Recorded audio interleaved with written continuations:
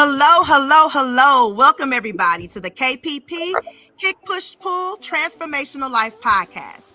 And I am your lovely host, creator, and CEO, Summer D. Richardson. Listen, when I tell you that I am absolutely blessed, and I say this every episode and I'm going to keep saying this, and my audience knows that I'm going to say this. I am absolutely blessed that God has helped me to connect and form relationships and bonds with some absolutely wonderful, phenomenal human beings. And these two ladies on this episode is no exception to that. I think we met, I know, I'll tell I age a little bit, right? I met these two women freshman year of college. Oh my God, 1997. Shh, don't tell nobody. We look good though, don't we? Right. Oh God. So 1997, freshman year at Drake University in Des Moines, Iowa. Yes, cold Des Moines, Iowa.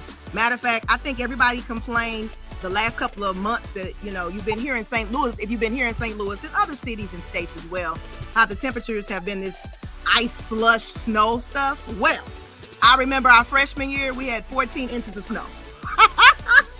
Blizzard, y'all, outside. We're looking outside and we're like, oh my God, Mom, Dad, somebody come get me. And they're like, how we gonna make it through the blizzard? But anyway, that's how far back I go with these ladies. We've got crazy stories. But I want to say I so appreciate these two women.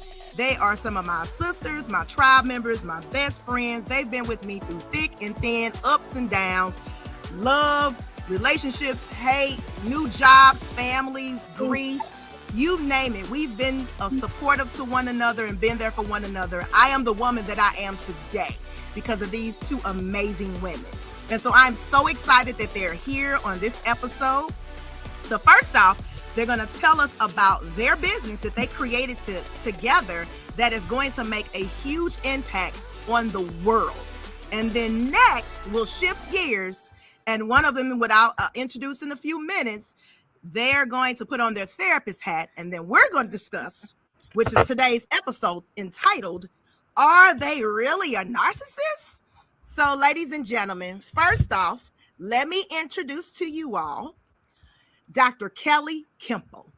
She is a seasoned professional in the realm of diversity, equity, and inclusion, leadership development, and change management. She has developed and implemented and facilitated programming, events, and presentations to help educate people to understand their social identities, recognize their biases, racism, discrimination, and then learn about those who are different from them and how to create inclusive environments. Her work has also led her to serve as a consultant to various departments, colleges, and universities on the topics of diversity, equity, and inclusion. Her educational background includes a Doctor of Education in Educational Leadership, a master's degree in Student Affairs, and also a Bachelor's of Arts in Sociology. I would like to welcome you all, Dr. Kelly Kemple. Kelly! Hi, everyone. Tell everybody where you're from. Well, you're from St. Louis, but where are you at now? I am currently in Pembroke Pines, Florida, which is a suburb of Miami. So that's why I got my shoulders out, because it's warm outside. And you see me and Keisha, we all got long sleeves on. Right. And a sweater, right? So, Kelly, thank you for coming on. Next, I want to introduce my other sister, Dr. Keisha Davis. She is a licensed professional counselor in the state of Missouri. And she has worked in community mental health for approximately 20 years. She specializes in intimate partner violence, depression, trauma, crisis in children families. She currently serves as the interim director of Children's Services and Community Mental Health Setting in the city of St. Louis. Dr. Davis is also an assistant professor at Missouri Baptist University. In addition, she has a decade of experience as an administrator, supervising master-level counselors, social workers, case managers, receptionists, medical staff records, interns, and mental health clinics, servicing over 2,000 mental health clients. She is passionate about helping those that are experiencing a need for mental health services and individuals that are tasked with providing services to those that are dealing with mental illness. Her research interests include intimate partner violence, cultural competency, child and adolescence counseling. Dr. Davis is the co-owner with Dr. Kelly with Inspire Transformational Change LLC. Ladies, I just want to say I am so proud of both of you all. Welcome, Dr. Davis. Thank you. I am so proud of both of you all. Y'all, you know, I love you all. And I'm just so glad and privileged to even be connected to you all and been a part of, to watch you all grow into the women that you are today. You guys have been so instrumental in so many people's lives and communities across the United States. And I just feel it a privilege. I am big on honoring people today, especially after the pandemic. You know, we realize that we lost so many things, and many of us have lost loved ones, as well as jobs, careers, relationships, and opportunities. And so instead of waiting to the last minute, or waiting till we have another pandemic, or waiting till you're looking at that family member on a ventilator, I want to celebrate you two women now. Now, Kelly, I know I sent you flowers last year, but Keisha, I didn't get a chance to send you any flowers. So I want to say, sis, I love you. I am proud of you, both you and Kelly, for just pushing forward. You guys have done so many things. You guys are wonderful mentors for so many people. And so I just feel it a privilege to have y'all part of my sister, my tribe. Love you. Kelly, love you. We love you. She flat my fro now. Y'all. Oh Lord, right now I have to push my hat down. Look, listen, y'all. Important. We just do some things. We're just gonna be keeping 100. Okay, we'll turn the professional and girlfriend on and off throughout this episode.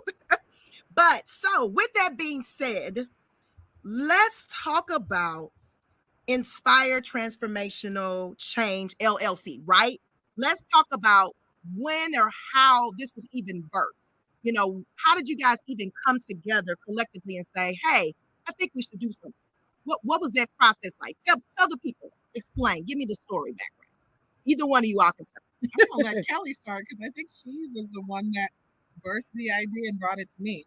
Oh, okay. So basically during the pandemic, we recognized, I was working at a university, and we recognized the effects that the pandemic and the virtual learning were having on our students, as well as the rest of the institution, like the staff and faculty who also have small children, or just the fact of people being used to coming to work and to be there and present with other people, and then having to switch and work remotely, the effects that it started to have on them. And we also had an opportunity to do a few town halls. And one of the town halls that I got to be the moderator for was about faith and mental health and the pandemic and how it's affecting the communities of color. And so with that is one of the things that really helped me to recognize how our mental health, as well as Black and Brown and just BIPOC communities, Black, Indigenous, people of color communities, were being heavily affected by the coronavirus when it came to getting the medicine, but also getting the proper education that they needed. But also when we had different things going on within the world of different killings of innocent Black individuals, where we had one instance where there was someone who was shot because they were called for a disturbance, but they unfortunately were not able to. They were not able to calm the person down because they were having a mental illness break. And so instead of police being there to assist with that kind of that individual, they should really have someone who's able to handle it on a more of a medical side. But because of how he was a disturbance to whatever area he was in, unfortunately that person lost their life. And so it just helped me to see that when it comes to mental health and when it comes to Black and in general BIPOC communities, we are at a disadvantage. And so I felt that this would be a great opportunity for me to partner with my good sis, Keisha, for us to bring our powers together and do our part in trying to make the world a better place when it came to just simply helping other people to recognize their own biases, their own lack of cultural competence, and as well as just understanding other people, but then also being able to bring in the educational aspect of their mental health and providing that information to BIPOC communities as well as other communities, so that they were aware of the different traumas that the BIPOC communities have faced throughout centuries and the effects it has on them, and how that may come to play in different work settings, school settings, and all those kind of things. And just trying to make people more mindful. And so I can definitely let Keisha talk a little bit more about the mental health piece of that. Yeah, absolutely. Yeah. And I think it's important to realize, like, what we were saying and what I was saying, particularly in the mental health side, is I've always worked with diverse communities, those who are at or below the poverty level.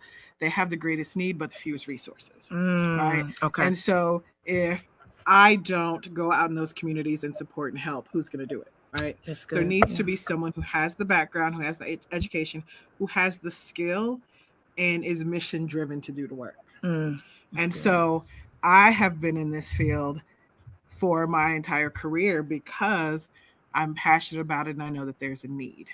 And so as far as the DE&I aspect, we go to conferences and workshops. The people who are presenting that information aren't very diverse. No, they're not. Right? And so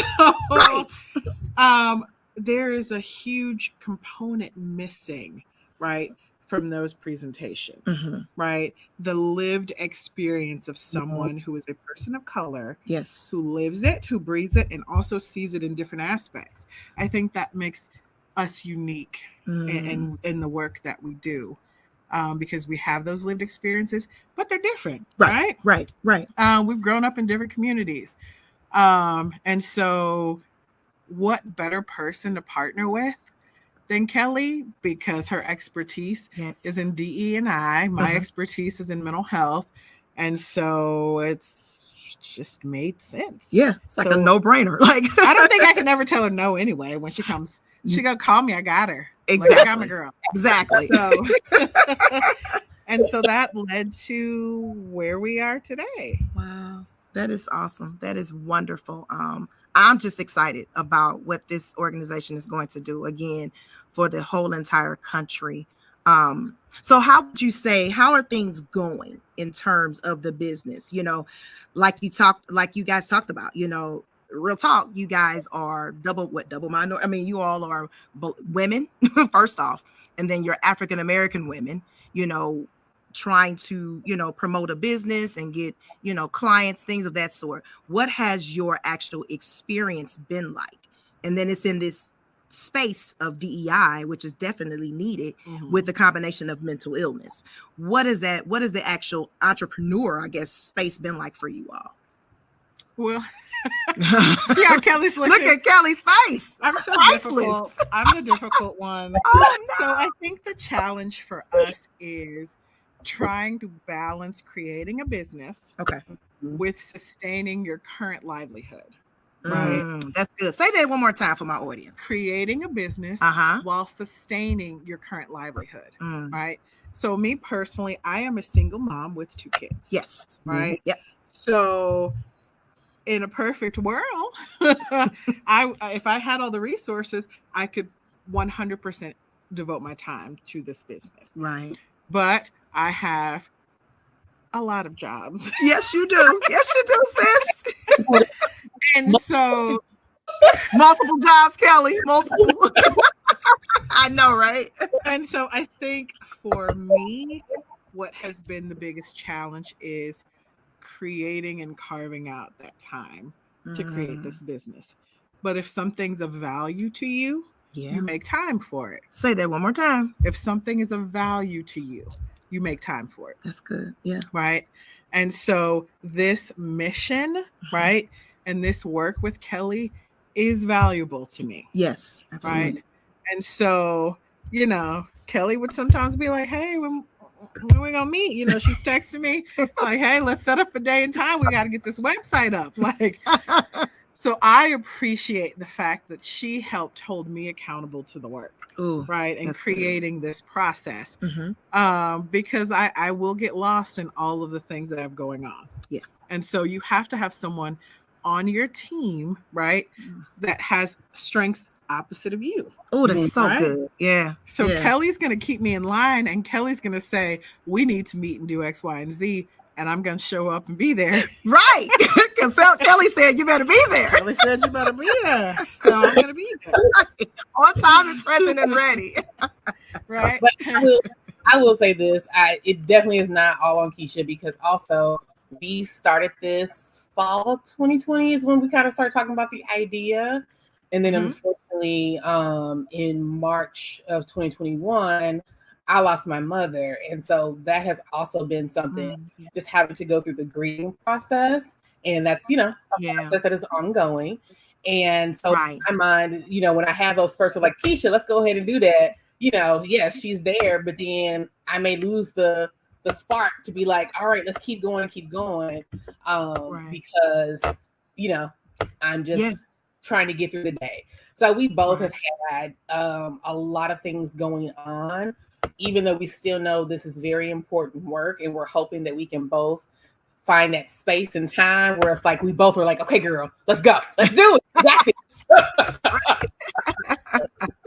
So I'm grateful for Keisha and what she brings to the table. Y'all my girls, y'all smart, intelligent, beautiful Black women, and we make things happen. So even with everything going on, we gonna create the space and time to make it happen when it needs to happen. Yes, absolutely. So I would say, and in closing on this portion here, Kelly, before we let you go, with that being said, Keisha, I'll let you go first. What advice then would you give to another young entrepreneur? You talked about all the things that both of you guys are dealing with, regular 9-to-5s, family obligations, other organizations you're a part of. What advice would you give to another entrepreneur that's out trying to pursue, their purpose, their God-given passion, all of those things? What advice would you give? I think for me, one of the most important things was to just create outlines, to-do lists, task lists with deadlines that helped keep me on track, helped keep us organized. Because when you just say, we're going to get a website up, right? And you don't have a deadline, that website is never going to come to fruition. No. Right? But when we say, our deadline for this website is July 1, right? And then that forces you to make the time to reach that deadline, because no one wants to, fail at things that they're passionate about. So I think creating those deadlines and those to-do lists really were helpful for us. That's good. Kelly, you had anything that you wanted to add with that? Okay. I would say also to allow yourself grace. Like that's also because life is going to happen. And so it's important that if you're working with someone, you are, very upfront about what you got going on and how, hey, we may not be able to meet this deadline this week. Let's push it back another week. 2, being very honest with yourself about what you are capable of doing. And then 3, enjoy the process and know that, and do your best not to compare yourself to other people in their process, because everybody's journey is very different. And so just take it day by day, moment by moment. And when the time comes, you are going to be at the place that you need to be in. That is good. That is wonderful, ladies. Really good advice from both of you all. Kelly, Dr. Kempo, thank you for joining us. Thank you. We love you. Appreciate you. We'll be talking to each other later on. Off camera, y'all. I'm gonna call you. Oh yeah, you in trouble, Kelly, but we'll talk about that later. Big trouble. Anyway, love you, sis. Take care. All right. Bye-bye. Well, that was wonderful, Dr. Davis. We appreciate that. And now I'm going to have you switch gears and put on your therapist hat, sis. Okay. So, there is a popular topic that I would say, and probably the stats on this, I would say this particular subject or word has been bouncing around and been really trendy the last 3 to 5 years. And I would say, many times you hear this word being dropped in terms of people in relationships, and that word is narcissist. You hear, oh, my ex was controlling and manipulative, and they're automatically labeled as a narcissist. And so you hear this over and over and over again. And so, again, today's actual episode is entitled, Are They Really a Narcissist?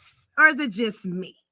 So, who better than my sister, again, who is an OG in the field, okay? Literally, day one, college, when we met Keisha, she knew her God-given purpose was to be a therapist, to counsel people, to help people, to walk people through everyday lives and give them the knowledge and wisdom and all the understanding that they need. And so I was like, sis, I got to have you on the episode. I'm so tired of listening to all these different supposedly experts and podcasters. And again, I love all the podcast people, but different people are dropping their words so often. And it's like, but is it really that, or is it something else? We just pick up a word, it becomes trendy, and then everybody's labeled that same thing. So I was like, nope, I'm bringing an expert, because that's not my area of expertise. So I'm bringing somebody in that actually knows what they're talking about. So sis, let's break down that word. What does it mean? Do we all have those tendencies? Like, break that down for us, sis. Right. And I think when you're looking at these mental health diagnoses, right? Because if you call someone a narcissist, you're essentially saying they have a personality disorder, narcissistic personality disorder. Oh, wow. Right? Okay. Yeah. So that is a clinical mental health term. So we really have to be mindful when we're using these words. Okay. And we know that people like to self-diagnose. They're going to go on the internet, WebMD. Oh my God. Yes. Look how at it the is. symptoms, and all of a sudden, right? Yeah. They have these diagnoses, right? Yeah. And so when you're looking at narcissism, if you're looking at it as a diagnosis, there is a pervasive pattern, right? That's the one thing that you have to think about when you're looking at whether this is something that's clinically significant, or a characteristic trait. One more time. Say that again. What will it be? It's clinically significant or a characteristic trait. Okay. Right? Because someone can be conceited, and someone can have a high or self-inflated self-worth. Oh my God. Right? Yes. But that's only one or two of the traits. Okay. Right? So someone can have narcissistic traits without having narcissistic personality disorder. Okay. Thank you. That's clarity right there. You can actually have the traits, but not have the actual disorder, because it is a disorder. It is a disorder. And I want people to understand that it's a disorder, like she talked about. Okay. Great. Okay. So yeah. So a pervasive pattern of these ideals of grandiosity, right? Those individuals lack empathy. Okay. There's this huge and excessive need for admiration from other individuals. Okay. And you start to see these tendencies happening in adolescence and progressing into early adulthood. Oh, wow. Okay. Okay. So adolescence to early adulthood. Would you also say that maybe that there some genetics with that? Maybe if your father or your mother or grandmother, was actually diagnosed as that, would you say that the kid could end up that way as well? So research doesn't have a clear cut, this causes narcissistic personality disorder, right? Okay. There's some speculation that there could be a genetic link to it. Okay. Environmental links, right? Yeah, that's what I was wondering. Parenting, upbringing. Okay. For me, that plays a pretty significant role. So individuals who may be neglected or maybe overly indulged or pampered, right, could have an increased risk of developing this. When you think of a personality disorder, personality is in that term. Our personalities are pretty set. Right? Yes. Yes. So this is something that's pretty ingrained in people. When you meet someone who truly has a personality disorder, trust me, you're going to know it. Okay. Because they can be draining. Ooh, uh-oh.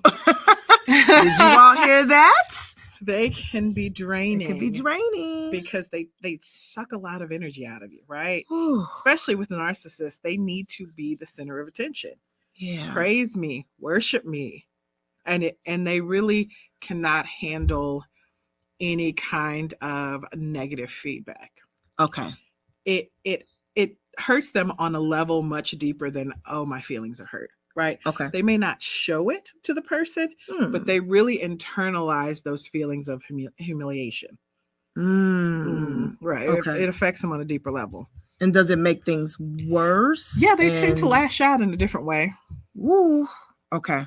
Yeah. Okay. And can that get to the point where maybe it's physical lash out or self-harm or harm to others? Or self-harm is not typically a symptom or characteristic of someone with narcissistic personality disorder. It is for someone with borderline personality disorder, which, in the personality disorder. So we'll talk about that. We'll talk about that another episode. Right. But I want us to be careful to not link mental health disorders with violence. Okay. Because I think societally we do that, right? When you see things happening on the news, if it's violence that happens depending on the population or who it is, they always start throwing out mental health issues, right? Yeah. As if mental health equates violence, and it does not. Okay.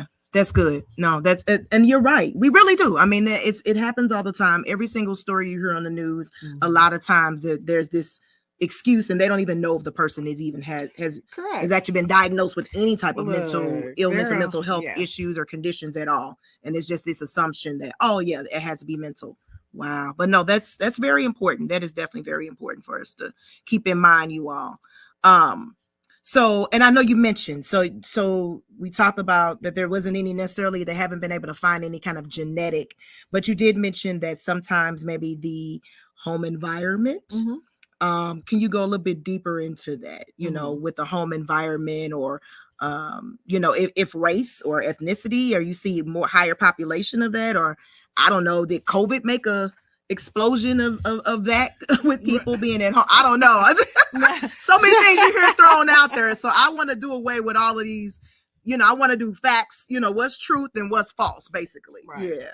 So the prevalence rate of narcissistic personality disorder is not significantly high.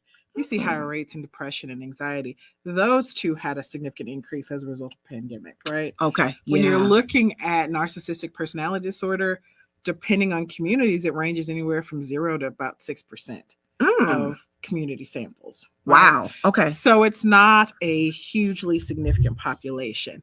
Now, when you're looking at gender, yes, males have it more significantly than females. Okay. 50 to 75% are males. Oh, wow. With narcissistic personality disorder. But if you think about our society for a minute. Yeah, let's talk. And let's get deeper. How we look at men versus how we look at women. Right? The value we place. I'm just going to keep it real. Yeah, right? I want you to. We do value that here. We place on men in society versus women. Yeah, right? Yes. That's why there's this pay gap. Right. That's why women were deemed as property for many, many years. Yes. Couldn't vote. So, let's just have a candid talk about it. Right. So, if you're going through life and the male is praised and worshipped and held on this higher standard, ego stroked and all of that. Right. Oh my God, for generation to generation, that part. Right. And women, we have to take on everything, handle everything, right? And so I'm not surprised that the percentage is higher in males. Yeah. Right. Than females when you just look at how our society is in general. Wow. Now, as far as race or anything like that, the bigger issue to determine whether or not a community has narcissistic personality disorder within it is the type of society it is versus race. And what I say about that is there are individualistic cultures and there are collectivist cultures. Oh, okay. Right? Let's break that down a little bit. Okay. Yeah, let's break that down a little bit more. Okay. Okay. So collectivist cultures are ones that put the needs of community and others above an individual person. Okay. Right. So you will see a lot of minority cultures Mm-hmm. are collectivist cultures. Yeah, we right? are. Right. So they are, we're taking care of the community. We're doing what's best for everyone. Mm-hmm. Western culture is an individualistic culture. Yeah. It's about me getting ahead. Mm-hmm. It's about me having all this money. Me. Yeah. Right. Yeah. And so as Western society has developed, so has narcissism is in the culture. Oh, wow. Yeah. Okay. Yeah, that makes sense. Yeah. Yep. Wow. So even there's been research out there that even from like the 50s and 60s, the use of I am the greatest or me and I has increased substantially in the Western society over the years. So just the language alone. Oh my God. Wow. Okay. Mhm. Okay. Wow. Okay. Man.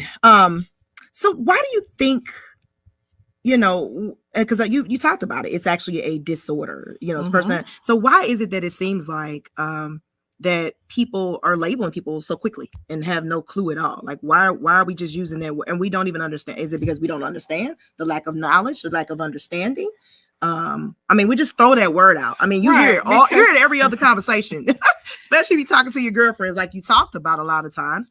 A lot of the men are labeled as such, and I have not really heard many men label women as such, honestly. Yeah. So what has been your experience, your therapeutic experience, all of that stuff, or stats that you may have as to why?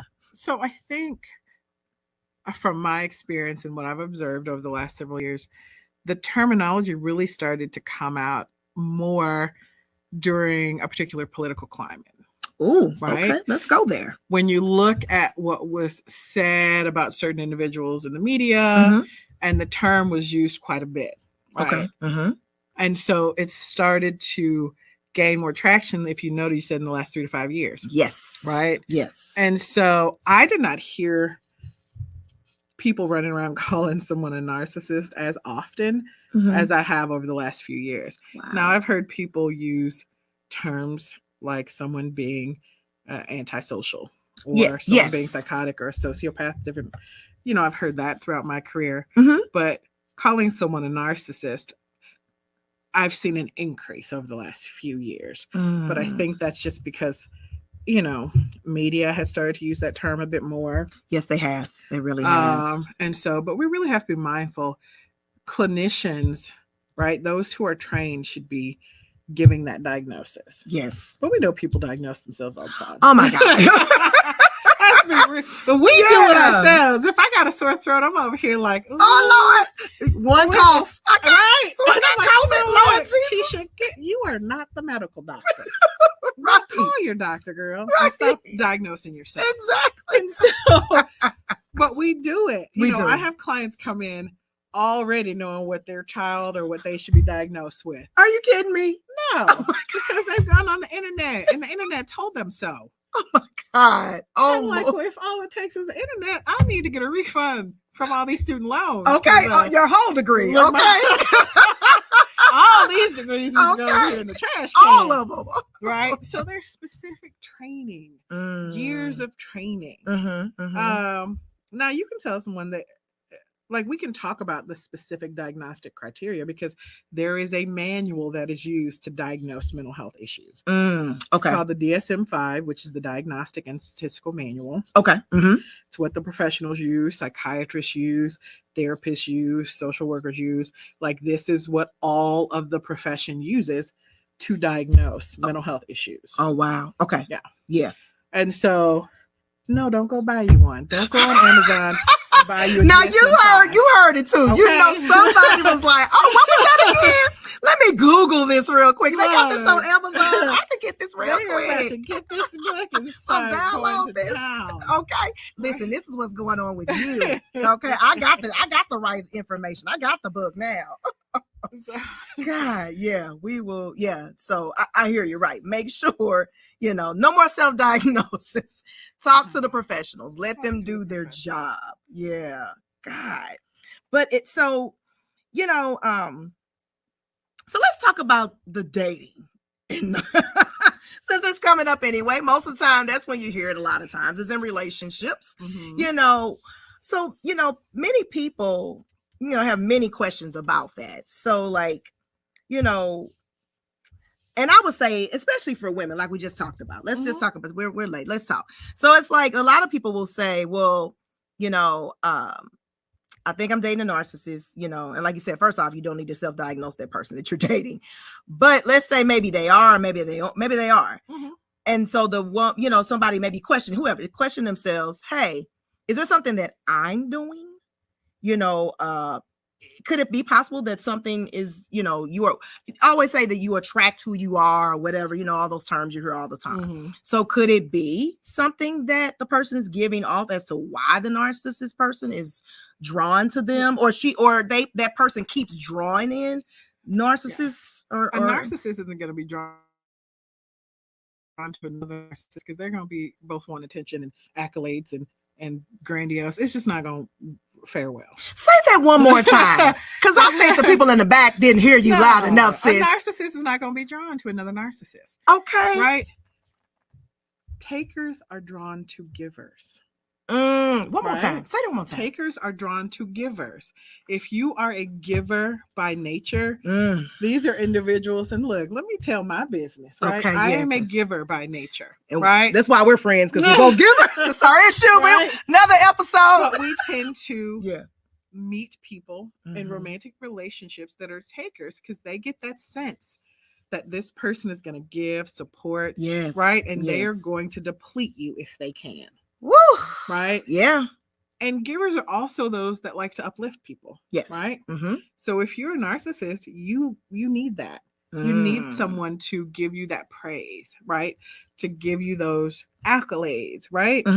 And so you're going to be drawn to someone who may be of that nature. Wow. A more of a giver, right? Even if you're not necessarily a narcissist, meaning you have that personality disorder, right? Okay. Yeah. You can have traits like you can lack empathy, which is one of the main symptoms of narcissistic personality disorder is lacking empathy, right? You can have this grandiose sense of self-importance, which is another symptom, right, of narcissistic personality disorder. So you can have some of them, right, some of those characteristics and not be full on.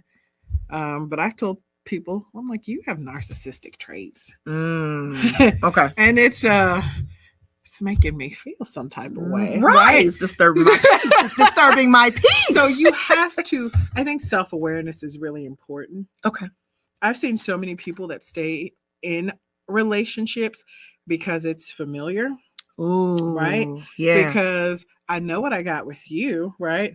I know when you're gonna yell, scream, or be distant or make me feel bad. But then I know those few moments where you can make me feel good, and I want to hold on to that. Whereas if we go out and leave to look for something that may be better for our soul, right? There's this fear of, am I going to get something worse? Right? Yeah. I'd rather keep what I have than get something worse. Because I'm familiar with what I have. Right. And it's fear, basically, right? The fear of I can get something worse. Right. We look for the familiar, right? If you go to a grocery store you've never been to, you're looking for things you're familiar with, right? That's true. It takes more effort to try something different or something new or something outside of our comfort zone.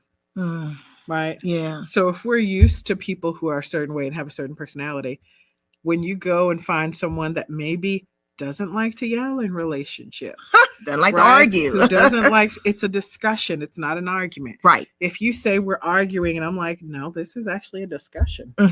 Right? Yeah. But there are people who are so used to arguing in relationships that when they get in one where that doesn't happen, they don't know what to do with themselves. Wow. Right? They can tend to self-sabotage because when they argue with me, that was the way they showed they love me.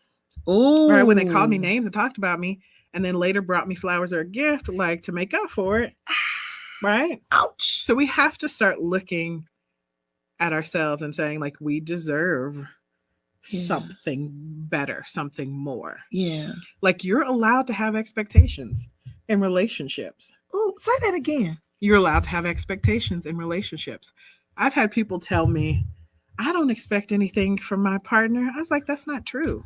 Right? If you want them to come visit you and spend time with you, that's an expectation. Right? Yeah, that's true. Yeah.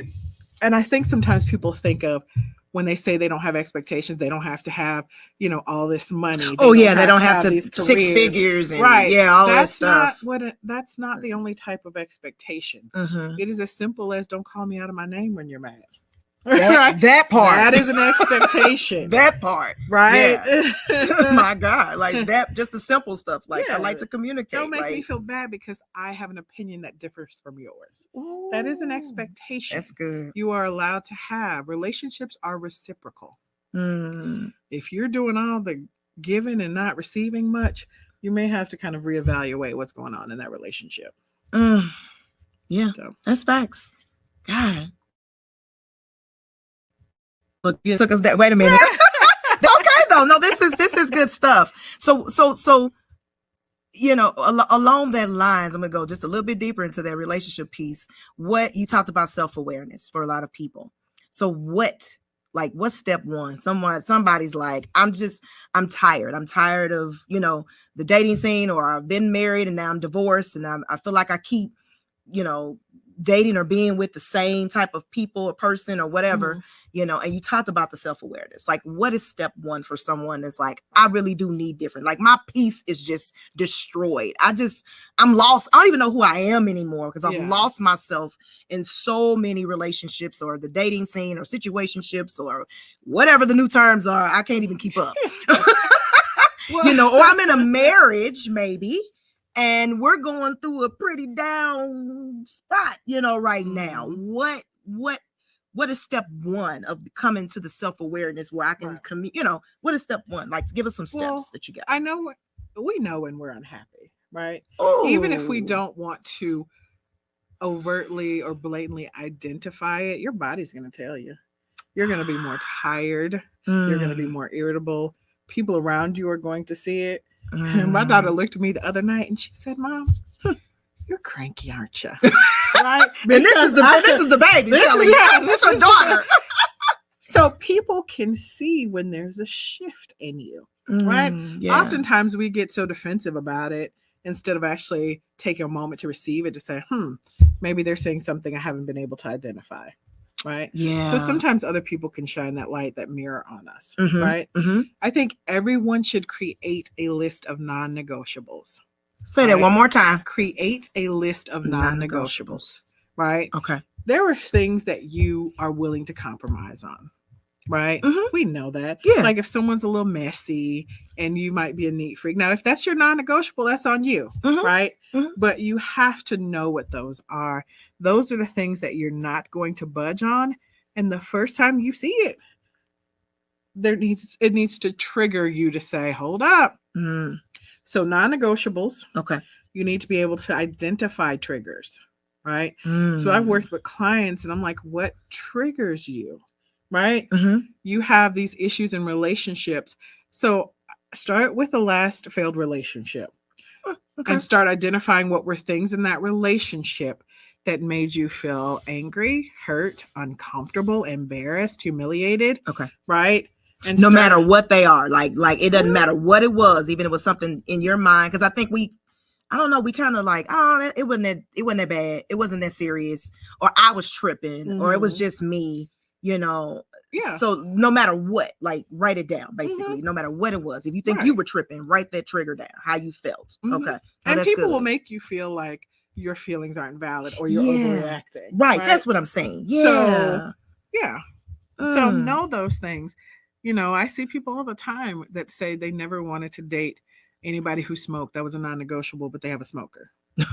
Well, right. So if you start slipping on your non-negotiables, then you're going to slip on other things within that relationship. Yeah. Right? Yeah, that makes sense. Yeah. So write down your non-negotiables, right? Yes. Identify the things that you know trigger you. For me, it's a lack of consistent communication. That's a trigger for me. Yes. Right? Yes. Because I'm the kind of person, everybody's got their phone, mine's right here all the time. So you can't give me a 2.5 second response in a 24-hour period. Okay. It's a trigger for me. Flat out. I'm just saying. I'm telling all my business. So that is the trigger. Right. I'm very clear on that. It's the trigger. It's trigger for my sister. Don't forget that. Triggers I will discuss and try to work through. Okay. Non-negotiables I will not. Mm. So if it's a trigger, I will say, hey, just so you know, consistent communication is really important to me. Okay. It does. I don't expect you to talk to me every day, all day. Right. But if I attempt to reach out, I'd like a response. Yeah. Even if it's, hey, I'm really busy with work. I'll reach out to you when I get a little bit more time. Yes. Something as simple as that can do enough to allay someone's concerns, because it may not be that I'm insecure about what you're doing. I could be worried about you. Exactly. If you have a certain kind of job that puts you in a dangerous situation, I could be worried that you're hurt somewhere. Exactly. Yes. Right. Right. So for me, that's communication. Okay. Right. Not just communication, but comprehension. Ooh. Right. People always say communication is important to me, and I tell them comprehension is important to me, because I can use words all day. Yes. But if you don't understand what I'm saying, then we have a problem. That is so good, because oftentimes, that's it. Most of the time, even, no matter what you hear, what are the most important things you need in a relationship? Communication. Everybody's saying that. And it's like, but what does that? What does that mean? What exactly is mean? Communication? And you just said it. It's comprehension.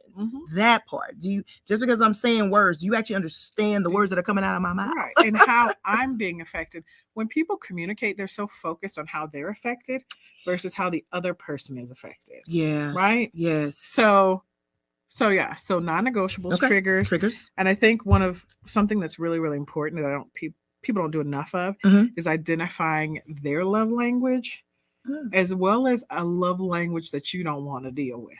Right? Oh, that's good. So again, I'm about to use myself as an example. That's okay. We're here. We love my you. love language. Right? Yes.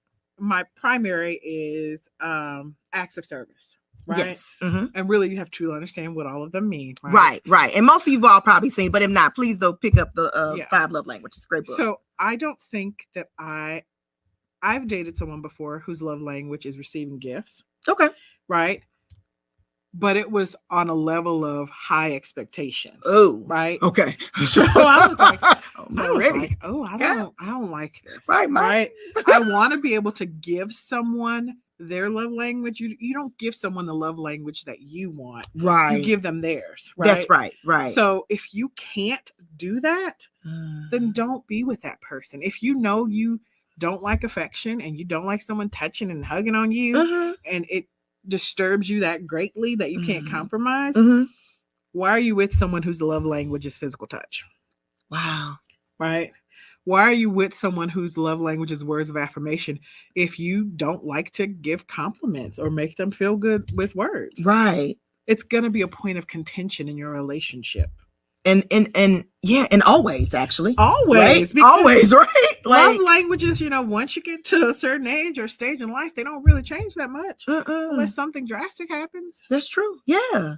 So, I think you just freed some people up, honestly, Dr. Davis, when you said if knowing what your love language is and then understanding which one that you can't give to someone else, that's like, oh God, that is just a trigger for me. It's trauma, whatever it is. And I can't compromise on that at all. Then that frees you up. That person that maybe you're dating is not for you. Yeah. If that's what they have to have and they're not able to compromise, then you all can politely say, it's been real. I honor and respect you, and I'm going to release you. Yes. Wow. And this stuff needs to happen early on. I was going to say that. You get in love. Years in, and they're like, 10 years deep. I don't like affection. Well. So every time I've been holding you when we watch them. No wonder you kind of. I can't give gifts, or or I'm not a words person. I don't do words of I don't want to affirmation. spend money on you. Right? I just flat Even out though don't gifts want to. could be something minor, It, right? Yeah, and it doesn't have to be financial. Yeah, it does not could have be to be financially. Yeah, But if you're with someone who expects financial gifts, well, you need to be aware of that. I dated someone, they wanted gifts. Oh I my was like, gosh. this ain't gonna work. This ain't gonna work, bro. It's been real. I had a good time, but I'm good. Wow, that is no, thank you. This is, I mean, listen, you all, she's been dropping nuggets this whole time. That is some good words of, I mean, that really does. I think you've definitely freed some people up. Seriously. And do it early in the relationship. Or the dating phase, right? Yeah. More so, or the talking, or the get to know you phase. When you I know within 2 weeks of talking to someone if it's someone worth investing a little bit more time in, right? Because I'm very clear about expectations. Okay. Like it's not about like, oh, you're bossy or this or that. It's knowing what you want, and it's okay to advocate for yourself, because oftentimes you're going to be the only one doing it. Right? Yes, that's true. Yeah, So, absolutely. No, that's good. That's good. Wow. No, that's good. Like I said, been dropping nuggets the whole time. God, wow. So I would say, in closing at the end, because this has been so good. Let me ask you one last question then. Back to the narcissist part, which we pretty much was talking about this whole time. Is there a cure? No. Okay. So when you're looking at mental health disorders, particularly personality disorders, right? There's no cure, like you take this medication and it's gone, right? Okay. But there's treatment. So typically the best course of treatment for narcissistic personality disorder is psychotherapy, or what we in the field call talk therapy. Right, where you have a therapist and you're kind of working through some of these thoughts, these cognitive distortions that we have, right? These negative beliefs, different things going on. And so having a therapist that you can talk to and process. The thing about going to therapy is you have to want it, right? Yes. Because it is emotionally exhausting. It can be very triggering for people. Yeah. And so if you are not at a point in your life where this is something that you want, you won't find the success that maybe you would like to find. And I do, just full transparency, working with personality disorders takes more intensive work. Okay. Takes longer to treat. Okay. Because by way of being a personality disorder, it's really ingrained. Starts at a very, in adolescence, essentially. And so it can take up to like 18 months, 2 years to truly start to see some change. And that's consistent work, consistent therapy, consistent treatment. Wow. Okay. Oh, okay. Yeah, that's good. So I would say, I guess just kind of in closing now, in terms of, therapeutic advice. So if you're a person that happens to be married to someone that happens to be a narcissist, or maybe you're a parent and you're starting to see some things or traits or whatever, how would you tell that person how to navigate that world? Right. And it's really, no one knows you better than you. Right. Okay. Even your therapist, I will never know you better than you know yourself. Right. So you have to determine what you are willing to take and accept. Okay. Right. If you're willing to accept that behavior without change, then that is your choice, obviously. If your partner is willing to acknowledge and identify that this is an issue and maybe want to get help, then support them through that process, right? Being a caretaker of someone with mental health issues is a lot. Yeah. Right? And those caretakers have to be taken care of as well. Yes. So that's one thing, making that decision.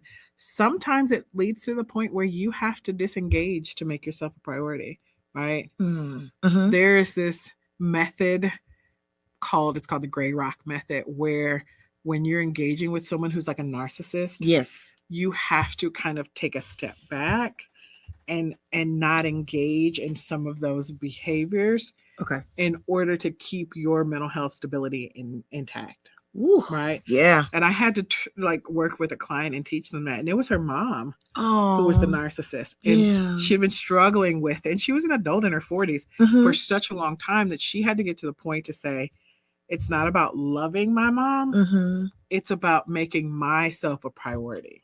Yeah.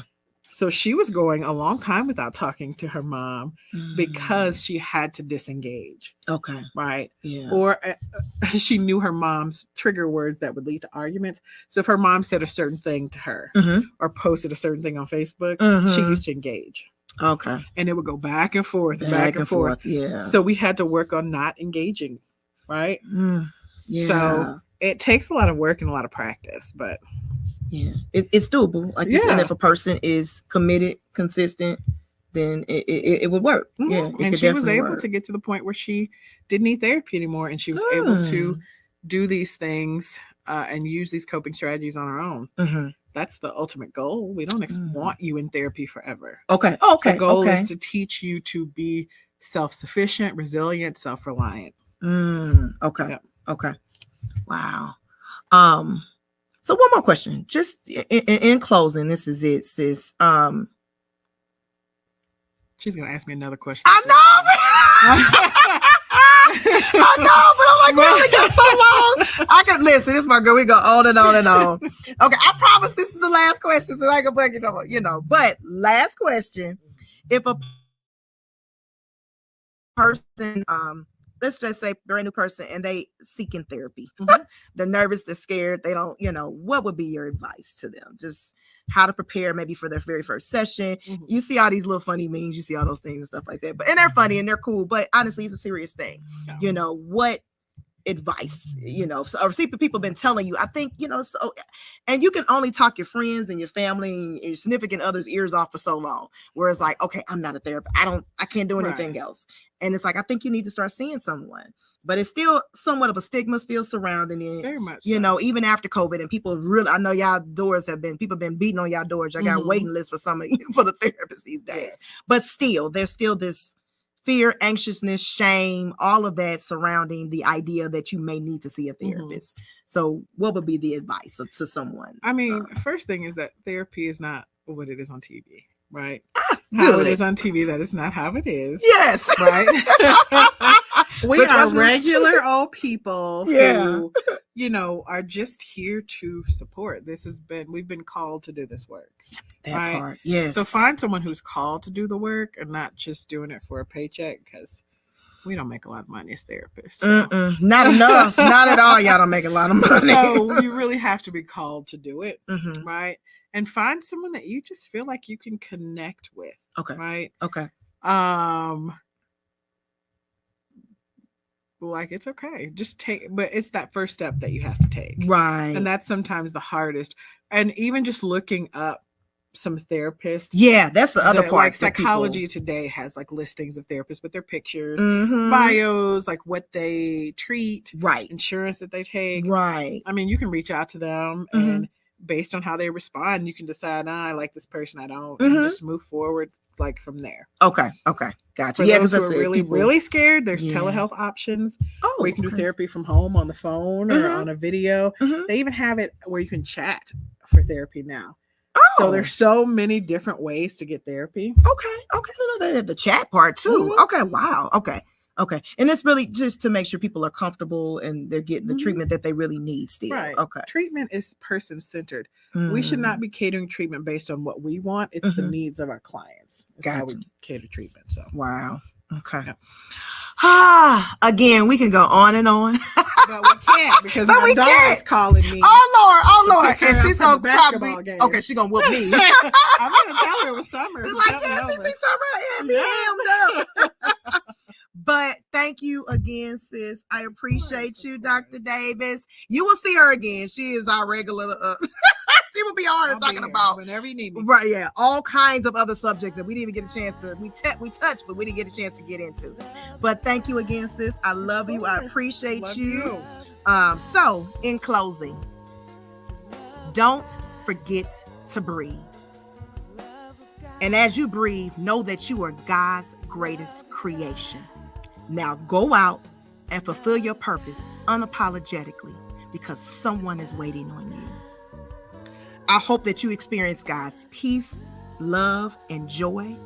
Be kind to yourself and others, and remember to take care of each other's hearts and love your neighbor as you love yourself. Peace, my friends, until we meet again.